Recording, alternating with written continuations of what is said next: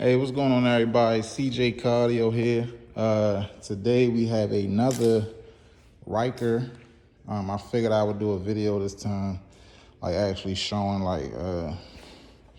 the detailed part of us doing it. We did a video a couple months ago where we did a Ryker, and we put the speakers right here on the last one. But this time I want to do it a little different because the last one we kind of had some issues with it. So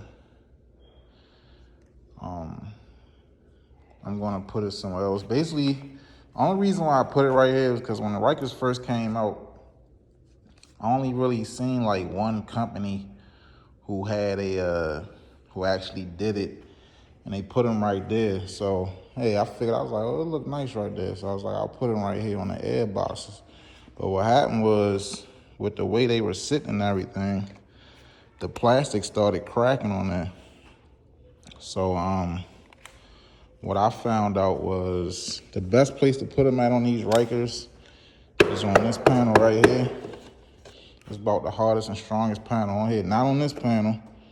Well, not with these tower speakers, or these tower pods. With these are the kicker tower pods. With these ones, you better off putting them right here. It's nice and hard. And then on here, the surface is kind of level versus on those SSV work pods. I'll show you in a little bit. It's off a little bit. So basically what you want to do is you just want to drill 2 holes in here. With these pods, it comes with a, let me show you. Here it is. It comes with a little, this usually goes on the inside of that tower speaker. Like if you use to mount it the regular way with that and that, this will usually go on the inside. My fault. This will usually go on the inside of the speaker, and then you would drill, or you would mount this one and that one into it. So that's how you do it. So what I did was I drilled the 2 holes. You got to make sure that they are right. I used a digital caliper to make sure the holes were center and where they belong at. So what I did was I just drilled 2 holes through here, and used the screws that came with it. Used 2 nuts and washers, and then this is on the back end, and I screwed into that. I think I'm going to put some nuts on the back of this part just so this doesn't come loose. I don't think it will, but I'm still I don't want it to unscrew itself or nothing like that. So that's basically how you do it. As you can see, this thing it's not going nowhere. So we're putting those on. I still gotta do this other side. Look, the one thing I want to tell you, I don't know if you're gonna be doing this at home or whatever, but me, I measured about 20 damn times. I need that thing to be right. So I don't know if you're doing it at home, doing your own bike, you might not care too much, but just make sure you measure. Make sure you get like a digital caliper or something like that.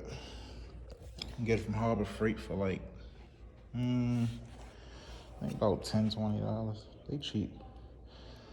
So we're gonna do the 2 pod speakers. Then we're gonna do, I have these, I'm gonna do these Sony GS1621s, 110 watts RMS. Gonna do those. Let's see. And then like with my last one, I use this Sound Digital amp. This is a 400 2D Evo. I'm gonna use this. This kicks out at 4 ohms. Where is that? This is the 4 ohm version. One thing you'll notice with Sound Digital stuff is they have a 4 ohm version of the amp, and they have a 2 ohm version of the same amp. So where's the paper at?